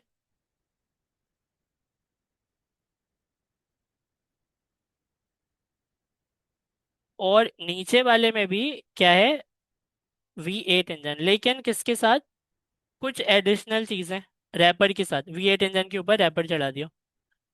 तो ब्राउज़र की कुछ एपीआईज हैं ऐसी जो जावा स्क्रिप्ट में तो सब कुछ है ना। जावा स्क्रिप्ट में देखें, ऐसा तो है नहीं कि VS कोड में आप अलर्ट आप लिख पा रहे हैं कि वो यहाँ पर ना लिखने दे आपको कि आप यहाँ पर अलर्ट नहीं लिख सकते, आपको अलर्ट लिखना है तो ब्राउज़र पर जाओ। इस तरह तो नहीं बोलेगा, वो तो सारे जावा स्क्रिप्ट के आपके ऑप्शन को दिखाएगा ना। तो अलर्ट आपने लिखा, चलाने की बारी अलग है कि आप नोट पर चला रहे हैं तो वो कह रहा है नॉट डिफाइंड, और ब्राउज़र पर चला रहे हैं तो वो कह रहा है कि ये यहाँ पर चल जाता है। तो ब्राउज़र की ना कुछ एपीआईज होती हैं। वो एपीआईज क्या है? वही एडिशनल जावास्क्रिप्ट की चीज़ें जो कि सपोर्ट करती हैं जावास्क्रिप्ट को। तो हम यहाँ पर कहेंगे वेब एपीआई। ये जो वेब एपीआई है ना, ब्राउज़र की वेब एपीआई, ये असल में जावास्क्रिप्ट को ब्राउज़र के ऊपर चलाने में हेल्प कर रही है। और उसका जो V8 इंजन है वो इसके कोड को जब कंपाइल कर रहा है तो वो चल भी पा रहे हैं। और आपका जो नोड जेएस है वो इसको नहीं चला पा रहा है। क्यों? क्योंकि इसके पास क्या नहीं है? अलर्ट नहीं है। इस वेब एपीआई नहीं। इसके पास वेब वेब एपीआई एपीआई नहीं है। वेब एपीआई फिर है क्या?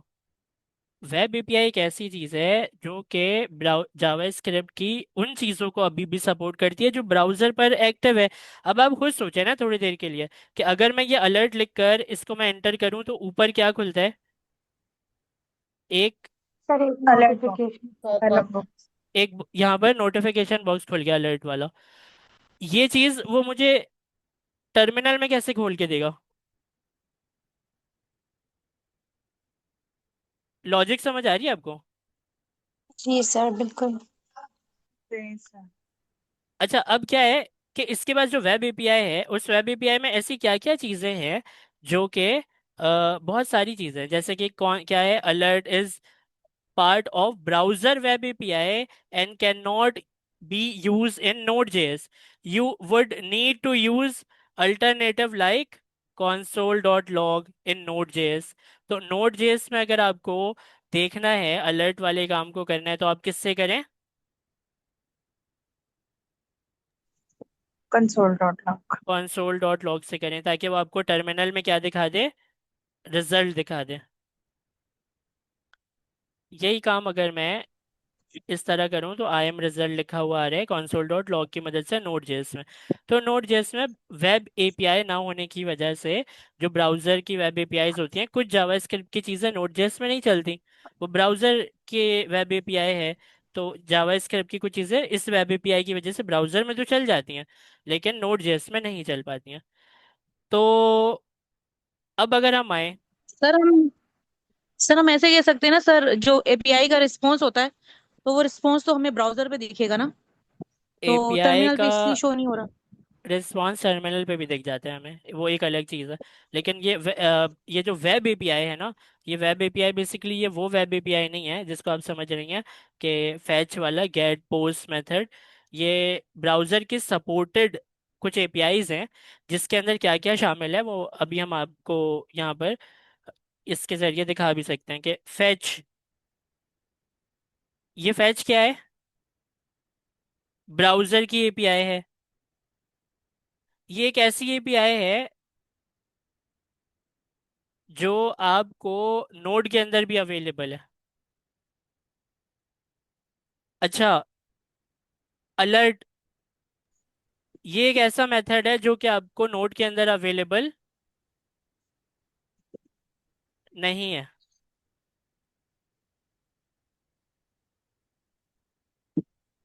और पैच भी है।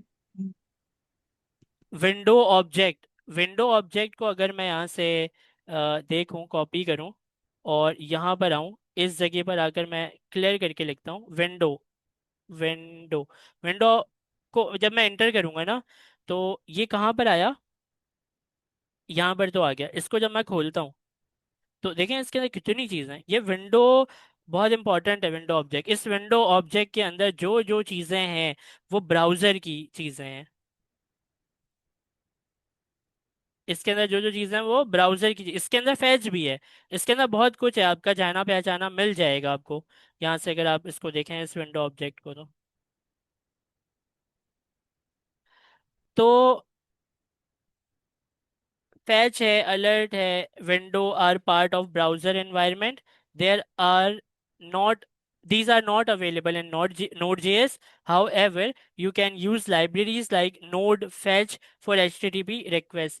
Fetch जो है वो क्यों आपको मिल जाता है नोड के अंदर भी? क्यों? क्योंकि उन्होंने लिखा है नोड फैच को दोबारा से नोड जेएस के अंदर। मतलब मैंने आपको शुरू में जैसे बताया कि यहाँ पर अभी हम दोबारा इसको समझते भी हैं लाइन नंबर 18 में। तो हम अगर 16 को देखें तो कह रहा है check window object in browser. जब हमने विंडो को ब्राउजर में लिखकर चेक किया तो उसने जो जो चीज़ें दिखाई, the window object is available in browser and hold information like the document location and other browser specific API in node JS, this object does not exist. तो विंडो ऑब्जेक्ट कहाँ पर एग्जिस्ट नहीं करता आपके? नोड जेएस पे। Node JS में exist नहीं करता। यहाँ पर मैं विंडो लिखता हूँ, विंडो को कॉन्सोल कराकर अगर मैं देखूँ तो ये क्या कह रहा है? Window is not defined. Fine. तो विंडो जो है वो एग्जिस्ट नहीं करता नोड में। हालांकि यही विंडो हमने ऐसे लिखकर यहाँ पर जब किया था, सिंपल विंडो ही तो लिखा था ऐसे करके विंडो, तो इससे विंडो ऑब्जेक्ट दिखा दिया मुझे। अच्छा, अब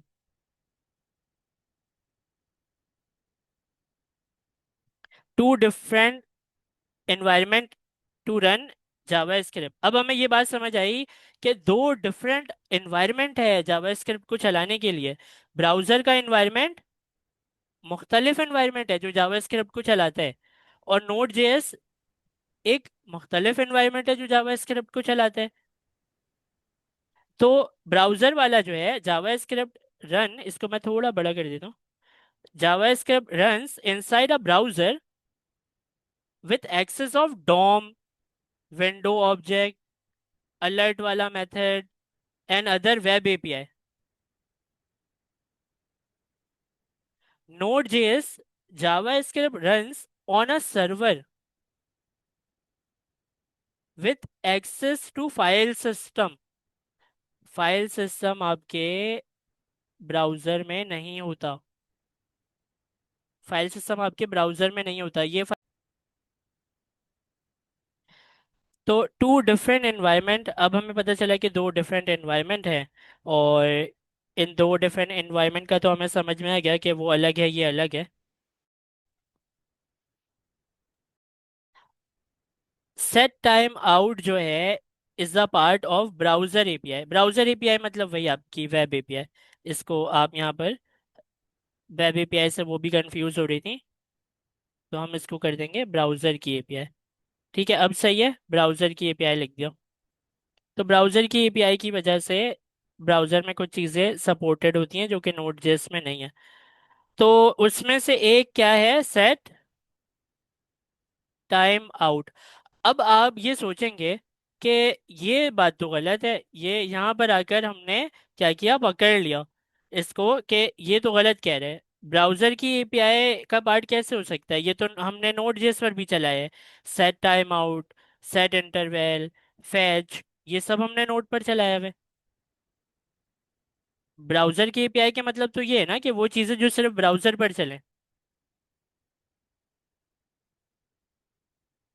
कॉन्फ्लिक्ट समझ आ रहा है आपको, कि अगर set time out, set time interval, fetch का मेथड, ये सारे के सारे ब्राउजर की एपीआई का पार्ट है, तो हमने तो नोड जेएस पर भी चलाया वैसे, तो ये वहां कैसे चला फिर? ये हमें मना कर देता, ये कहता जाओ ब्राउजर पर चलाओ इसे। तो सर नोड जेएस ने इसे री इम्प्लीमेंट किया फंक्शनैलिटी को। तो नोड जेएस के डेवलपर्स ने इनका कोड दोबारा से लिखा और इनको री इम्प्लीमेंट किया अपने नोड जेएस के अंदर, ताकि ये नोड जेएस के अंदर भी चल पाए। रन हो पाए। So in the browser, set timeout is the part of web API. Node.js re-implement this functionality in its own environment using timer module. तो ये बात हमें समझ आ गई कि Node.js वालों ने, Node.js के डेवलपर ने कुछ कोड जो ब्राउजर की एपीआई के थे उनको दोबारा से लिखा, ताकि वो फंक्शनैलिटी नोड जेएस के अंदर भी आ जाए। जैसे एसिंक्रोनस टास्क परफॉर्म करने की पावर आ जाए नोड जेएस के अंदर भी, वरना नोड जेएस एसिंक्रोनस चीज़ें नहीं चला पाता, जैसे कि आपके एसिंक्रोनस फंक्शन को नहीं चला पाता, सेट टाइम आउट को नहीं चला पाता, सेट इंटरवल को नहीं चला पाता, फैच के मेथड को नहीं चला पाता जो कि अवेट के साथ आप फैच करते हैं। इन सब को नोड जेएस नहीं चला पाता अगर उनके डेवलपर री इम्प्लीमेंट नहीं करते इन ब्राउजर की एपीआईज वाली चीज़ों को नोड जेएस के अंदर। तो ये बात हमें समझ आई कि किस तरह ये सारी चीज़ें ब्राउजर में भी चल जाती हैं और नोड में भी चल जाती हैं। जी जी सर। सर। अच्छा, अब उसके बाद है three types of module in node JS.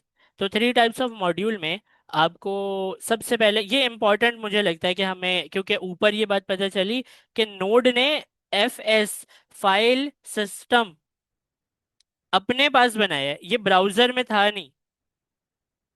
तो यहाँ पर वो समझाना क्या चाह रहा है, थ्री टाइप्स ऑफ मॉड्यूल, तीन टाइप के मॉड्यूल होते हैं। कौन कौन से मॉड्यूल हैं? Built in module. Built in module मतलब जो आपके नोड जेएस के अंदर पहले से मौजूद है, जैसे कि कुछ चीज़ें ऐसी हैं नोड जेएस के अंदर, जैसे कि एफ एस मतलब फाइल सिस्टम।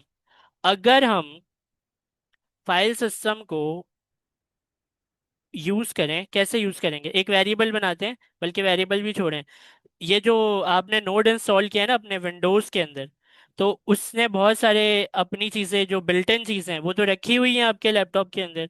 तो हम क्या करते हैं, उनमें से नोड ने फाइल सिस्टम का मॉड्यूल जो अपने पास बनाया है,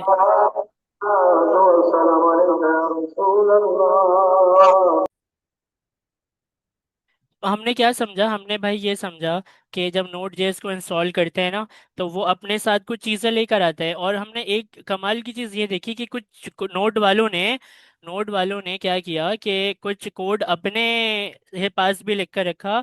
वो ऐसे मॉड्यूल्स या ऐसा कोड है जो ब्राउज़र के अंदर भी नहीं है। और उसमें से एक क्या चीज़ है, फाइल सिस्टम का कोड, दूसरी फाइल को रीड करने वाला कोड। तो ये कैसे काम करता है इसको हम देखते हैं। अच्छा, पहले तो हम देखते हैं कि बिल्ट इन मॉड्यूल होता है एक module that come with node JS. इसमें क्या है, इसमें पाथ है, इसमें एच टी टी पी है, इसमें एफ एस है, मतलब फाइल सिस्टम का जो मॉड्यूल है। अभी फाइल सिस्टम सबसे इजी है, तो इसको मैं आपको दिखा देता हूँ। तो उसके बाद जो है ना, थर्ड पार्टी मॉड्यूल्स होते हैं। ये थर्ड पार्टी मॉड्यूल्स कौन से मॉड्यूल होते हैं? जो मैंने आपको वेबसाइट दिखाई थी कि दूसरे लोग अपना अपना कोड एआई लिखकर, इंटीग्रेशन वगैरह जो हम कराते हैं। नहीं नहीं, दूसरे फिर लोग जो अपना अपना कोड लिखकर एनपीएम पर रख देते हैं, उसको हम हाँ इंस्टॉल सर, कर हमने लेते भी हैं। रखा था। जी जी जी। थर्ड पार्टी मॉड्यूल उसको हम कहते हैं। और कस्टम मॉड्यूल क्या होते हैं? कस्टम मॉड्यूल हमारी अपनी लिखी फिर हुई हम खुद फाइल बनाते हैं, खुद बनाए हुए होते हैं। खुद बनाए हुए होते हैं फिर। दूसरी किसी फाइल से दूसरी किसी फाइल में कोड को इधर से उधर करना, उसको हमने क्या बोला? एक्सपोर्ट करना। Custom module. Custom module, import export जिसको बोलते थे हम। जी सर। जी सर। तो वो है कस्टम मॉड्यूल। तो बिल्ट इन वाले में एफएस को जरा देखते हैं कि ये क्या है। तो इसमें देखें, आपने वैसे पढ़ा है इंपोर्ट वाला मॉड्यूल जो कि ईएस मॉड्यूल का अपग्रेड वाला है, लेकिन इंपोर्ट एक्सपोर्ट के सिंटैक्स से पहले हमारे पास ना रिक्वायर का सिंटैक्स होता था। कौन सा सिंटैक्स होता था? रिक्वायर का सिंटैक्स होता था। और ये जो रिक्वायर का सिंटैक्स है, इसमें हमें अलाउ किया जाता है कि आप किसी भी मॉड्यूल को जो है वो यहाँ पर मंगवा सकते हैं। तो आप यूँ समझें कि मैं रिक्वायर लिखकर जो ये मॉड्यूल मंगवा रहा हूँ ना एफएस का, तो एफएस का मॉड्यूल तो मैं नोड से मंगवा रहा हूँ। और जो रिक्वायर है ना, ये इम्पोर्ट ही है। इम्पोर्ट के मतलब मैं आपको दिखाता हूँ, ये आपको ऐसे ज़्यादा बेटर समझ में आएगा। अगर मैं आया नोड जेएस के डॉक्यूमेंट में, तो क्या आपको यहाँ पर यही रिक्वायर लिखा नज़र आ रहा है? ये रिक्वायर लिखा नज़र आ रहा है। जी सर। अगर मैं इसके बटन को यहाँ से ऑन कर दूँ, तो आप देखिएगा कि क्या ये कन्वर्ट हो गया है इसमें। इंपोर्ट करो एफएस को एफएस से। और रिक्वायर जी का सर। सिंटैक्स ऐसा होता है। तो हम रिक्वायर वाले को अभी देख रहे हैं, क्यों? क्योंकि अगर आपको ये यूज़ करना है ना ईएसएम का मॉड्यूल, तो फिर आपको इसमें वो इनट की फाइल बनानी पड़ेगी, और इनट की फाइल से जाकर उसमें चेंजिंग करनी पड़ेगी। तो अभी तो हम रिक्वायर से देखते हैं। तो रिक्वायर एफ एस, इसके मतलब क्या है? एफ एस के मॉड्यूल को लेकर आओ और ला के कहाँ रखो? एक हम बनाते हैं वेरिएबल, और इस वेरिएबल में लाकर हम इसे रख देते हैं कि अगर मैं इसे प्रिंट कराऊं, console डॉट लॉग लिखकर एफ एस को देखूं, तो ये मुझे क्या दिखाएगा? ये मुझे दिखा तो रहा है कुछ, बहुत कुछ दिखा रहा है यहाँ पर। मतलब चीज़ें हैं तो सही, इसके पास एक ऑब्जेक्ट है ये एफ एस, इसमें अपेंड फाइल और भी बहुत कुछ है। अपेंड फाइल सिंक भी इसके पास है। आप समझ रहे हैं? अपेंड फाइल सिंक इसके पास है, और क्रिएट रीड स्ट्रीम है इसके पास। इसके पास ना एक चीज़ होती है ओपन सिंक भी है इसके पास। तो हम अपने रैपो में आए अगर, तो वो कह रहा है कि भाई ये एफएस को, जो कि आपका नोड जेएस के अंदर रखा हुआ एक मॉड्यूल था, उसको आपने मंगवाया और आपने क्या किया? आपने अभी उसको देखा कंसोल करा के, तो उसमें आपको बहुत सारी चीजें दिखी। तो उसमें से निकाल के हम किसको यूज करेंगे? रीड फाइल सिंक को यूज करेंगे। ये रीड फाइल सिंक है। एफएस के मतलब क्या है? File system. फाइल सिस्टम क्यों बनाया?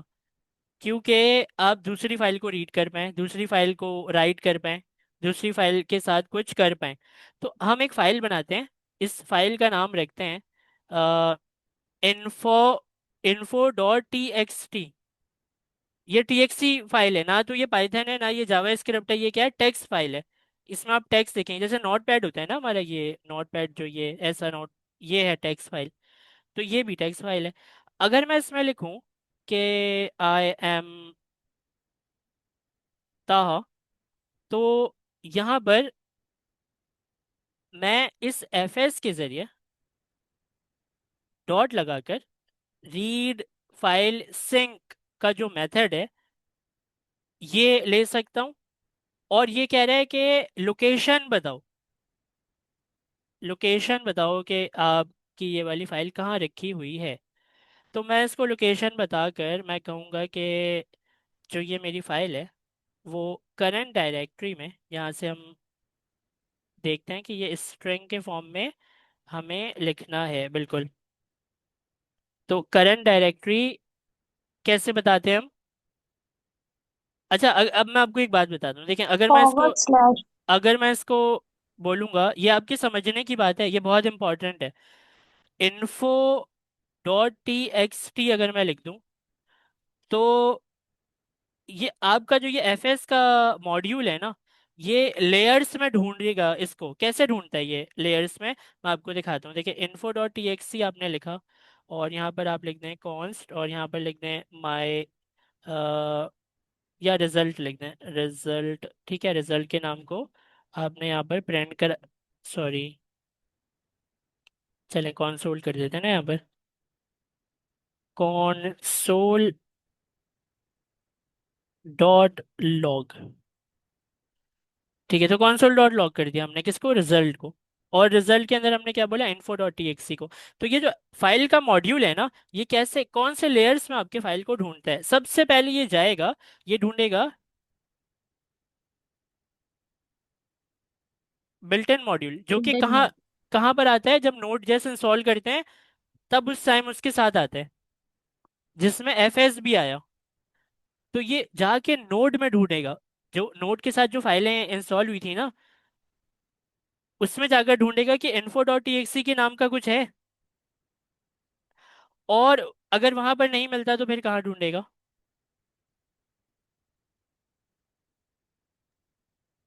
थर्ड पार्टी उसमें मॉड्यूल में। थर्ड पार्टी मॉड्यूल में, जो कि आप इंस्टॉल करते हैं खुद, जी। आप जो खुद इंस्टॉल करते हैं ना npm के जरिए, वहां ढूंढेगा। और अगर वहां भी नहीं मिला तो कस्टम मॉड्यूल में।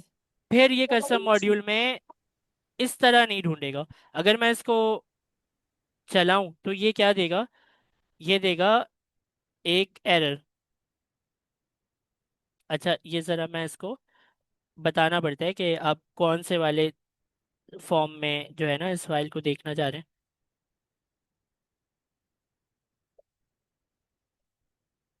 अच्छा, इसने तो उठा लिया, info.txt को उठा लिया इसने।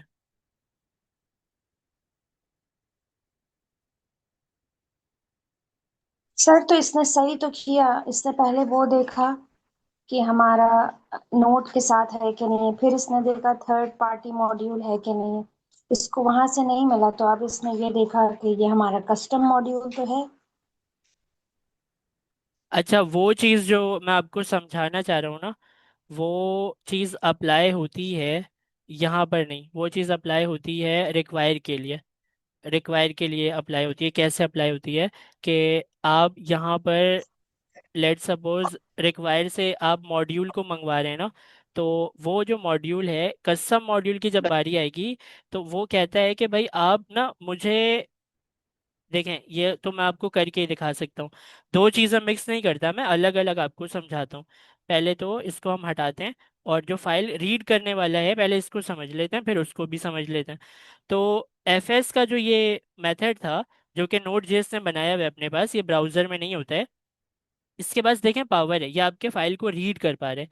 तो देखें यहाँ पर अगर मैं आया तो ये क्या लिखा हुआ है, आई एम ताहा। ये आई एम ताहा किसके अंदर था, दूसरी फाइल के अंदर का कंटेंट है ये आई एम ताहा। अगर मैं इसको लिख दूं हु आर यू, तो जब मैं इसको चलाऊंगा तो चलाते हुए देखेंगे दिखा रहे आई एम ताहा और हु आर यू, तो ये दूसरी फाइल का कंटेंट पढ़ पा रहे हैं। तो अगर रीड कर पा रहे हैं तो हमारे पास क्या होगा, WR लिखूं तो राइट फाइल सिंक भी है। तो समझ आ रहा है कि ये एफएस का मॉड्यूल जो है ये किस काम में आता है,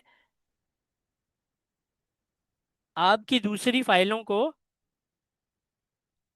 राइट भी कर सकता है और सर मॉडिफाई भी कर सकते हैं और हम पढ़ भी सकते हैं, रीड भी कर सकते हैं। रीड भी कर सकते हैं। तो इसको मैं सही कर देता हूँ। अब देखें, ये वाली बात तो समझ आ गई कि एफएस का मॉड्यूल जो मैं आपको समझा रहा था, रिक्वायर सर को ये जरा, यूटीएफ सर क्या है? एक चीज बताइएगा, सर ये रिक्वायर के साथ ही आएगा ये सारे एफएस, और ये मेन जो मॉड्यूल है वो रिक्वायर है। नहीं, रिक्वायर तो लाने वाला है, ये मॉड्यूल है, एफएस मॉड्यूल है। ये चीजों को लेकर आएगा। जी, रिक्वायर सर रिक्वायर्ड हर्ताशा रिक्वायर्ड तो बिल्कुल मेथड इम्पोर्ट हुआ की ना। तरह है। इम्पोर्ट की जैसे हम तरह ही है। इम्पोर्ट करते थे ना, ये वो है रिक्वायर। जी। रिक्वायर्ड क्या सर, अच्छा, मेथड है चीजों ना। को जैसे आप इंपोर्ट नहीं करते थे, इंपोर्ट इसके इंक्वायरर अंदर हम फ्रॉम नाम इंक्वायरर, लिखेंगे। जी जी जी। तो ये पुराना तरीका है, इंपोर्ट से पहले रिक्वायर यूज होता था। अच्छा, अब देखें ये सर जरा, ये जी जी, सर ये यूटीएफ को बताइएगा, यूटीएफ क्या है? यूटीएफ एक फॉर्मेट है जिसमें हम बताते हैं कि टेक्स्ट फॉर्म में हम इसको क्या कर रहे हैं, रीड कर रहे हैं, तो वो टेक्स्ट फॉर्म में दिखाने लग जाता है। वरना जब हमने यूटीएफ नहीं लिखा था तो वो बफर फॉर्म में दिखा रहा था, आपने देखा होगा बेस 64 में। इसको अगर मैं हटा दूं ऐसे करके, तो और मैं बोलूं कि मुझे ये फाइल दिखाओ, तो देखें वो क्या दिखा रहा है, बफर के फॉर्म में दिखा रहे हैं ना। जी जी सर। तो यूटीएफ जो है वो स्ट्रिंग के फॉर्म में वो फिर आपको दिखाने, टेक्स्ट के फॉर्म में दिखाने लग जाता है। तो खैर अभी हमने ये तो समझ लिया। अब हम एक काम ये करते हैं कि इसके रिक्वायर के वो वाला वो समझते हैं, वो बिल्टन ये और ये। अच्छा देखें, एफएस जो है ना, एफएस को हमने अभी कंफ्यूजन में क्या समझा कि ये थर्ड पार्टी में जब नहीं मिलेगा तो फिर ये कहाँ ढूंढेगा, कस्टम मॉड्यूल में। ऐसा ही है ना। तो हम यहाँ पर बनाते हैं taha.js, और इसके अंदर मैं लिख देता हूँ, इसके अंदर मैं लिख देता हूँ नेम इज इक्वल टू ताहा कॉन्स्ट के साथ। ठीक है, तो माय नेम कर देते हैं क्योंकि नेम का शायद इसके अंदर एक बिल्टन भी होता है। My name is equal to Taha कर दिया मैंने। अब अगर मैं इसको कहूँ कि जाके ताहा का जो मॉड्यूल है वो लेकर आओ, तो क्या ये रिक्वायर जो है वो ताहा का मॉड्यूल लेकर आएगा? और अगर मैं console.log करूँ इस एफएस को, तो क्या वो ताहा का मॉड्यूल जो है वो लेकर आएगा? या इस एफएस को सिंपल अगर मैं एफएस लिख कर डॉट लगाऊं, तो वो डॉट लगाने से हमें यहाँ पर कोई सजेशन नहीं दे रहा है क्योंकि वो टाइप स्क्रिप्ट में देता है। तो बताने का मेरा मकसद आपको ये है कि जब आप बात करते हैं ना कि कुछ लेकर आओ बिल्टन मॉड्यूल से, तब वो इस तरह आप लिख देते हैं। जब आप कहते हैं कि बिल्टन में नहीं है थर्ड पार्टी में ढूंढो, तब आप इस तरह लिख देते हैं। जब आप कहते हैं कि मेरे कस्टम मॉड्यूल से लेकर आओ, तो फिर यहाँ पर एक बहुत इंपॉर्टेंट चीज आप लगाते हैं, वो है डॉट। डॉट के मतलब है करंट डायरेक्टरी। डॉट लगाते ही इसको समझ में आता है कि आपने क्या बोला। देखें अब उठा लिया इसने ताहा को। डॉट लगाते ही ये इसको समझता है कि अच्छा कस्टम मॉड्यूल की बात हो रही है। जब तक आप ये डॉट नहीं लगाते तो ये समझता ही नहीं है। ये कहाँ ढूंढने निकल जाएगा अगर मैं डॉट हटा दूं तो? ये फिर सर ढूंढने बिल्ट इन मॉड्यूल या फिर थर्ड पार्टी में? लाइब्रेरी में ढूंढने निकल जाएगा। आपको अगर अपने कस्टम मॉड्यूल में कोई ढूंढना है तो आपको क्या लगाना पड़ेगा? डॉट लगाना पड़ता है, करंट डायरेक्टरी शो करनी पड़ती करंट डायरेक्ट। और अगर आप जिस डायरेक्टरी में हैं ये आपका वहां पर नहीं है, एक डायरेक्टरी पीछे है, तो डॉट डॉट लगा देंगे है। ताकि दो आप दो एक डॉट लेंगे। थोड़े जी। और पीछे आ जाएं। दो फोल्डर पीछे आना है तो आप दोबारा से डॉट डॉट कर देंगे ताकि दो फोल्डर पीछे आ जाएं। तो ये जो डॉट वाला चक्कर है ना, इससे पता चल जाता है इसको कि आप अपनी बनाई हुई फाइल या अपने कस्टम मॉड्यूल का जिक्र कर रहे हैं। तो ये बात हमें समझ में आ गई रिक्वायर वाली, बिल्ट इन जी थर्ड सर पार्टी बिल्कुल। Custom module. और एफएस भी जी सर। समझ में आ गया। जी सर। एफएस भी हमें समझ में आया। तो जी यहाँ sir. Check FS and node JS document, उसने बोला कि चेक कर लें वहां पर जाकर। Your code is running in the wrapper function. बहुत इंपॉर्टेंट, बहुत ही इंपॉर्टेंट चीज रिक्वायर को समझने के लिए कि ये रिक्वायर काम किस किस तरह कर रहा है। एक चीज होती है उसका नाम है रैपर फंक्शन। आपका रैपर फंक्शन क्या है? एक फंक्शन है। देखिए मैं आपको एक चीज समझाता हूँ। आपने कुछ कोड लिखा किसी और फाइल में, जैसे कि मैंने इस फाइल में क्या लिखा था code, cons my name is ताहा। और अगर मैं इसको ये कर दूं कि माय नम, तो माय नम जो है वो 2 है। और एक कॉन्स्ट और बनाते हैं, और इसको कॉन्स्ट को मैं कहता हूँ कि ये है सेकंड नंबर, तो ये जो सेकंड नंबर है ये 10 है। तो ये मेरा कोड है, इसको अगर मैं प्लस करवा दूं तो मैं करवा सकता हूँ ना प्लस, या नहीं करा सकता? माई नम को मैं प्लस करा दूं अगर सेकंड से, तो ये रिजल्ट मुझे दिखा देगा ना? ताहा जीएस का रिजल्ट ये मुझे दिखाएगा या नहीं दिखाएगा? सर दिखा देगा। 12 दिखा रहे। ये जो कोड है, आप समझिएगा कि रैपर फंक्शन काम कैसे करता है, ये बहुत इंपॉर्टेंट है।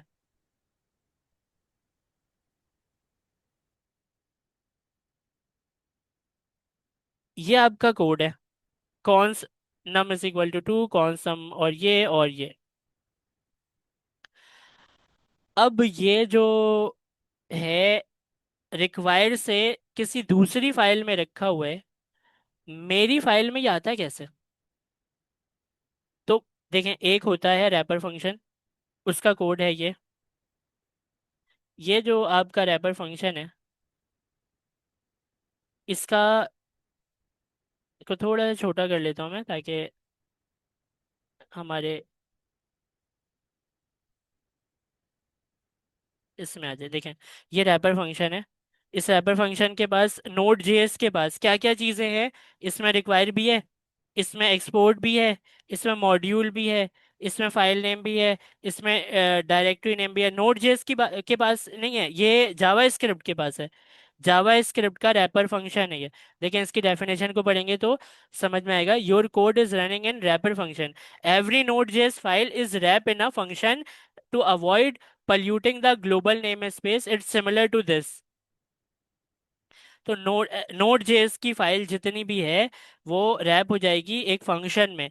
और आप जो अलग अलग फाइलें बनाते हैं ना, जैसे कि ये वाली जावा स्क्रिप्ट की फाइल जो कि मेन डॉट जेएस है, और ये वाली जावा स्क्रिप्ट की फाइल जो कि ताहा डॉट जेएस है, इन दोनों में अलग अलग कोड लिखा हुआ है। एक का कोड दूसरे में मंगवा कर चलाते हैं हम। तो ये जो मंगवाने वाला चक्कर है, ये हम कैसे करते हैं? रिक्वायर के जरिए और इंपोर्ट के जरिए।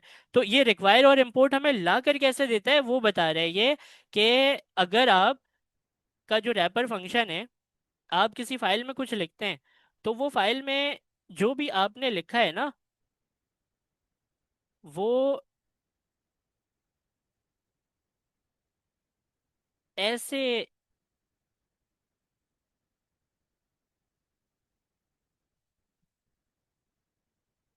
करके इसके अंदर आ जाता है।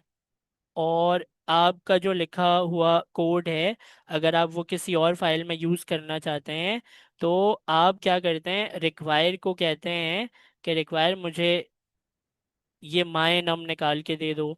तो यहाँ पर आप माय नम को यूज़ कर पाते हैं। कैसे यूज़ कर पा रहे हैं आप ये? आपने रिक्वायर से बोला कि रिक्वायर एक काम करो, जो है ना, मुझे ताहा की फाइल से जो है वो चाहिए माय नेम, माय नम चाहिए। तो आपने कॉन्स के जरिए पहले ताहा की फाइल को एक्सेस किया, और उस ताहा की फाइल को एक्सेस करने के बाद आपने क्या बोला कि ताहा डॉट माय नम को मुझे लाकर दे दो। तो क्या आपको ये चीज़ समझ आई कि हर पाइथन हर जावा स्क्रिप्ट की जो अलग अलग फाइल होती है, वो एक रैपर फंक्शन के अंदर जो है वो चले जाती है। और अगर आपको दो फाइलें, एक फाइल से कोई डाटा दूसरी फाइल में मंगवाना होता है, तो रैपर फंक्शन वहां पर काम आता है। उस रैपर फंक्शन के पास रिक्वायर है, तो वो जो रिक्वायर है उसको आप कहते हैं कि मुझे इस फाइल से ये ला कर दो, तो तभी ये रिक्वायर ऐसे काम कर रहे हैं। रिक्वायर ताहा की फाइल से मुझे ये पूरा ताहा ला कर दो, और ताहा के अंदर से माइनम मैं खुद ही निकाल लूंगा। तो क्या आपको समझ आया? ये रैपर फंक्शन जो है अलग अलग फाइलों को अपने अंदर रैप कर लेता है, और फिर हम रिक्वायर के जरिए जो लिख रहे हैं वो किस तरीके से लेकर आ रहे हैं। तो क्या आपको ये समझ में आया कि नोड जेएस जो अपने साथ बिल्ट इन मॉड्यूल लाता है, वो सब भी एक उसके अंदर रैप हुआ हुआ है, रैपर फंक्शन के अंदर। और तभी हम रिक्वायर के जरिए ये सारी चीज़ें, एफएस का मॉड्यूल जो है वो देख पा रहे हैं, और जो दूसरे मॉड्यूल्स हैं वो देख पा रहे हैं। क्या आपको ये बात समझ आई? जी सर। जी सर। जी सर। तो हमें ये बात समझ आ गई बिल्कुल। तो ये ख़त्म हो गया बस। इसमें जो है आपको रिक्वायर चेक कर सकते हैं, third party the then built in module then throws error. तो सबसे पहले व्हेन यूजिंग रिक्वायर, जब आप रिक्वायर को यूज करेंगे ना, तो वो रिक्वायर क्या करेगा, आपने अगर उसको बोला कि भाई जाकर ढूंढो उसको, ताहा को जाकर ढूंढो, तो वो क्या करेगा, वो सबसे पहले देखेगा कि क्या ताहा मेरे बिल्टन के अंदर मौजूद है। नहीं, फर्स्ट वो चेक करेगा कि थर्ड पार्टी के अंदर मौजूद है, और थर्ड पार्टी के बाद वो फिर चेक करेगा कि क्या ठीक है। बिल्टन के अंदर मौजूद है। और बिल्टन के बाद वो कहाँ चेक करेगा, कहीं भी नहीं करेगा, फिर आपको एरर दे देगा, वो कहेगा कि भाई ना तो थर्ड पार्टी में ना बिल्टन में, तो दोनों में नहीं है, तो क्या दे देगा वो आपको, एरर दे देगा। मेरा लेकिन अगर आप कस्टम मॉड्यूल से उसको कह रहे थे ढूंढने के लिए, तो फिर आपको लिखने का तरीका थोड़ा चेंज करना पड़ेगा, आपको डॉट लगाकर बताना पड़ेगा कि भाई ये मॉड्यूल ना बिल्टन है, ना थर्ड पार्टी है। थोड़ी सी एग्जांपल आपको दे देता हूँ कि अगर हम REQUI रिक्वायर लिखें, रिक्वायर अगर मैं लिखूं, तो यहाँ से अगर मैं इंक्वायरर या चौक, अभी मैंने आपको दिखाया था, चौक को मैं अगर मंगवा रहा हूँ, तो ये चौक पहले मैं इंस्टॉल करूंगा npm i चौक के जरिए, और फिर ये मॉड्यूल में जो आएगा उसको मैं यहाँ पर डायरेक्ट उसके नाम से मंगवा रहा हूँ चौक। लेकिन मैं जब चौक की मॉड्यूल की बात नहीं करके अपनी किसी फाइल की बात करता हूँ, तो मुझे फिर लगाना पड़ता है डॉट स्लैश ताहा। तो ये डॉट स्लैश कितना इंपॉर्टेंट है, ये कस्टम मॉड्यूल को रेफर करता है। और डायरेक्ट अगर आप ऐसे लिखते हैं, तो ये थर्ड पार्टी मॉड्यूल या फिर थर्ड पार्टी या फिर आप बिल्डिंग को सर्च करते हैं। Built in module. Built-in module को सर्च करता है। क्या आप ये बता सकते हैं कि थर्ड पार्टी मॉड्यूल इंस्टॉल कहाँ पर होता है? सर एनपीएम में होता है, इसको आप अपने उसमें सर्वर में कर सकते हैं ना। सर ये तो बाहर से हम पैकेज लेते हैं ना एनपीएम के थ्रू। बाहर के पैकेजेस कहाँ इंस्टॉल होते हैं? पैकेज डॉट जेसन में सर। नो पैकेजेस सर, में नोड नहीं में होता है। होते हैं। नोड में नोड नहीं करते हम। नोड मॉड्यूल्स में, नोड मॉड्यूल का एक फोल्डर होता है जिसको हम गिटहब में नहीं डालते, जी जी सर। जी। वहाँ थर्ड पार्टी की सारी लाइब्रेरीज आती हैं, जी बाहर सर। की लेकिन आई सर हुई ये चीज़ें। पैकेज डॉट जेसन में तो सब पता चलता है ना सर, कौन कौन सी चीजें हमने मंगवाई नहीं है। पैकेट डॉट जेसन सिर्फ रिकॉर्ड रखता है अपने पास कि नोड मॉड्यूल जी। में क्या क्या चीज़ें रिकॉर्ड वो रखता है। हैं। तो उसका ताल्लुक सिर्फ रिकॉर्ड रखने से, उसका ताल्लुक इससे नहीं है कि वो अपने अंदर मॉड्यूल रखता है, मॉड्यूल नोड मॉड्यूल अच्छा, अपने अंदर नोड रखता है। मॉड्यूल जी सर। ठीक है सर। तो कस्टम को ढूंढने का तरीका डॉट लगाकर है, और विदाउट, अगर डॉट लगाकर आप ढूंढेंगे तो वो थर्ड पार्टी में जाकर देखेगा, वो बिल्टन में जाके देखेगा, दोनों में नहीं मिला तो एरर आएगा। अच्छा, अंडरस्टैंडिंग रिक्वायर एफएस, इसमें बस लास्ट में वो कहते हैं कि require is use for load modules either built-in third party और कस्टम। रिक्वायर आपका जो ये मॉड्यूल है, ये मेथड कह लें, ये ऐसा मेथड है कि आपके थर्ड पार्टी में हो, बिल्टन में हो या कस्टम में हो, वो आपको लाकर दे ही देता है। जी। FS is the file system module in Node.js where interact with the file system। Read करना, राइट करना किसी फाइल को, तो आप FS के मॉड्यूल के जरिए रीड एंड राइट कर सकते रीड एंड राइट कर सकते हैं। तो